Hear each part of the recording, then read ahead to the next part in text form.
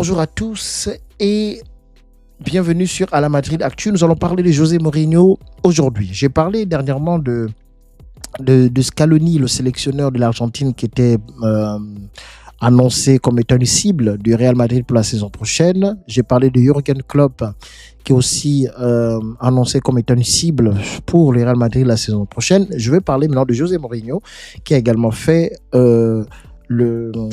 qui a été au centre de l'actualité du Real Madrid ces derniers jours par rapport au fait qu'il pourrait être le coach du Real Madrid la saison prochaine. Alors, je ne vais pas tourner trop en longueur, mais José Mourinho, nous connaissons son parcours et aujourd'hui, beaucoup peuvent dire que les beaux jours de José Mourinho sont plutôt derrière lui. Bon, c'est factuel quand même quelque part, puisque ça fait déjà plus d'une décennie, voire à peu près 15 ans, que José Mourinho n'a pas vraiment gagné quelque chose de très très très important avec un grand club ou avec un club tout simplement. Il est passé notamment par Manchester, par Tottenham, tous ces clubs n'ont pas été de réussite. Par la Roma, il a gagné une Conference League et également par Fenerbahçe et aujourd'hui il se retrouve à Benfica. Toutes ces expériences ne sont pas conclues par des réussites. Donc, depuis plusieurs années, un peu d'une décennie en tout cas, José Mourinho est en perte de vitesse dans sa carrière.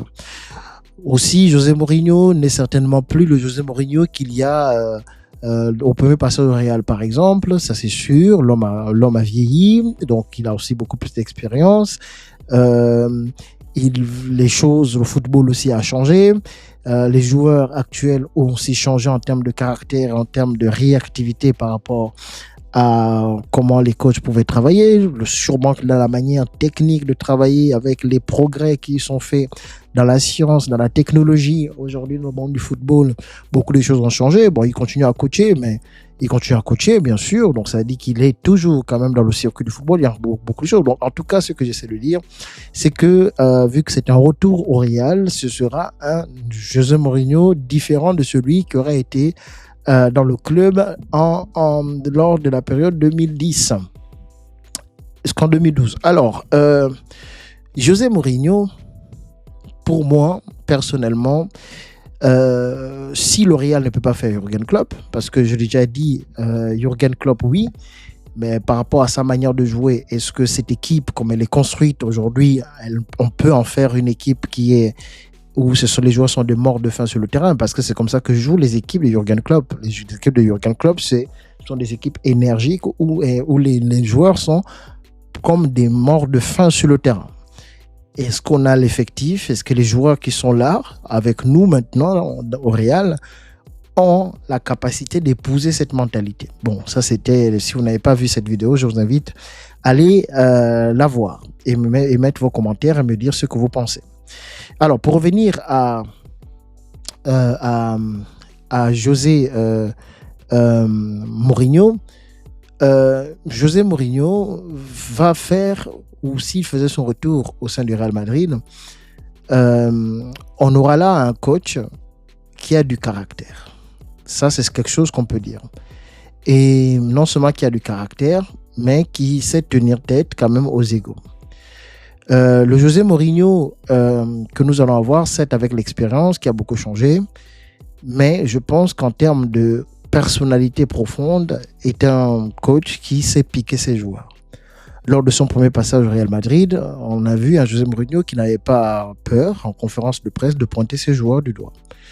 Bien sûr qu'il ne le faisait pas de façon malveillante, mais c'était aussi dans l'intérêt de pouvoir susciter quand même la réaction positive, surtout chez les joueurs. Ça peut être un couteau à double tranchant, parce qu'un joueur peut mal le prendre, et puis ça peut créer, c'est que ça peut créer. Mais pour moi, si José Mourinho venait à être signé au Real Madrid, ça veut dire que la direction est en train de vouloir en quelque sorte dire aux joueurs et aux vestiaires que vous n'avez pas été professionnel, vous n'avez pas été des grands garçons, vous n'avez pas fait preuve de maturité, vous êtes incapable de vous tenir correctement, alors on va vous mettre quelqu'un qui va vous tenir, et ce serait José Mourinho. Donc une main de fer, un coach de caractère, qui n'a pas froid aux yeux de tenir face à ces joueurs qui, parfois même en conférence de presse, si ils adoptent une attitude qui n'est pas conforme.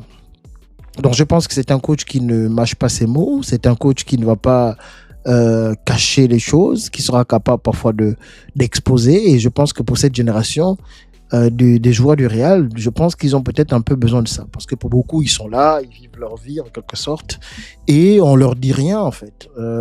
Mais avec un coach comme José Mourinho, je suis presque sûr que ces choses-là n'arriveront pas parce qu'il ne va pas hésiter à mettre un joueur sur le banc. C'est quand même José Mourinho qui a quand même sorti Casillas, qui était un monument au Real Madrid, et ce ne sont pas dans les années voilà, où où le Real était plutôt en difficulté, le coach pouvait faire ce qu'il voulait. Non, c'était dans des années fortes, le Real était en train de se rebâtir, et il l'a fait. Il a pointé les attaquants du Real Madrid en disant qu'ils n'attaquent pas en conférence de presse, en parlant quand même de Cristiano Ronaldo, Benzema, Higuaín, etc. Mais il n'a pas hésité à le leur dire en conférence de presse qu'ils doivent défendre. Donc, je pense que c'est un coach qui garde quand même cette dimension-là, d'être capable de dire à ses joueurs, non, il faut défendre si vous ne défendez pas, pour ceux qui ne défendent pas, notamment pour les attaquants. Donc, pour moi, José Mourinho, ce serait un bon choix dans ce sens, de mettre un peu d'ordre, de recadrer un peu ses joueurs et d'avoir la capacité de leur dire les choses en face, parce que c'est un coach qui dit les choses en face. C'est un coach qui ne garde pas son silence, qui ronge son frein, il n'hésitera pas à dire les choses en face aux joueurs. Et donc, je pense que cette équipe a besoin de ça. Et en plus de ça, non seulement il peut faire ça, mais il a aussi cette mentalité de la gagne. Il a aussi cette envie de gagner, cette rage de gagner. Et donc, il ne pourra pas accepter de voir ses joueurs être là en train de marcher sur le terrain tranquille. Non. Je pense qu'il va être véhément sur le bord du terrain pour leur dire de se bouger, pour leur dire de faire des efforts. Il va transmettre quelque chose. En tout cas, il va transmettre quelque chose à son groupe. Pour ça, je n'en doute pas.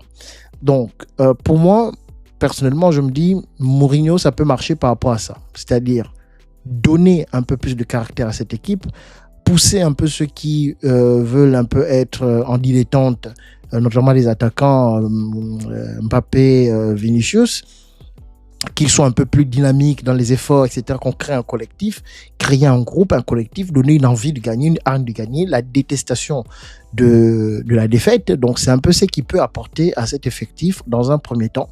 Mais parce qu'on sait que côté football, Mourinho ne va pas venir révolutionner le football du Real Madrid. Ça, c'est une certitude. Mais ce qu'il peut apporter, c'est le mental. Donc, cette équipe a peut-être besoin d'être mentalement réveillée. Une équipe qui a la mentalité de la gagne, une équipe qui a la mentalité de réussir et le refus de l'échec. Donc, ça pourrait permettre au Real de se relever, de pouvoir se relancer un peu après cette période un peu moins réussie où le club est un peu en difficulté. Après, les dangers, c'est que oui, côté football, on va pas voir peut-être quelque chose de flamboyant, et que de l'autre côté, ça peut être un couteau à double tranchant où ça passe ou ça casse, comme on dit. Peut-être que ces joueurs-là ne vont pas l'accepter.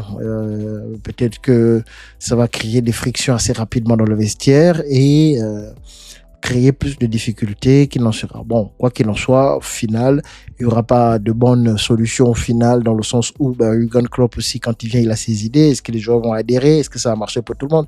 Donc voilà, il y a toujours des questions et des réserves par rapport aux choix qu'on peut faire.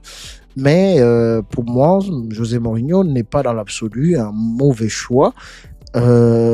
Si Klopp ne vient pas, moi je me dis mieux vaut prendre José Mourinho parce qu'on sait à quoi s'attendre, contrairement à d'autres qu'on n'a jamais vus sur le banc du Real, et ce serait encore prendre des risques de faire une expérience et après dans 6 mois le licencier comme on l'a fait avec Xabi Alonso, et après on repart encore sur une saison difficile et il faudra attendre la saison suivante. Vous voyez, là on est au mois de mai, les championnats ne sont pas finis, mais pour nous suivants du Real Madrid, ça devient un peu difficile parce qu'on n'a rien à jouer, il n'y a aucune excitation. Du coup, l'actualité c'est quoi?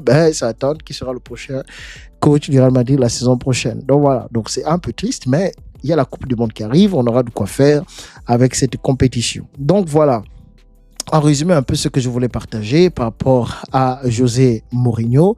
Pour moi, en conclusion, c'est un bon choix pour ce groupe, pour redresser un peu la barque, pour mettre un peu plus une personne qui a du caractère, qui a de la personnalité, qui a aussi un ego face à ces joueurs qui qui veulent ne écouter personne, leur mettre une personne aussi qui ne se laissera pas faire, c'est peut-être une bonne solution. N'oubliez pas de liker la vidéo, de mettre des commentaires, de me poser vos questions. Je ne manquerai pas de réagir.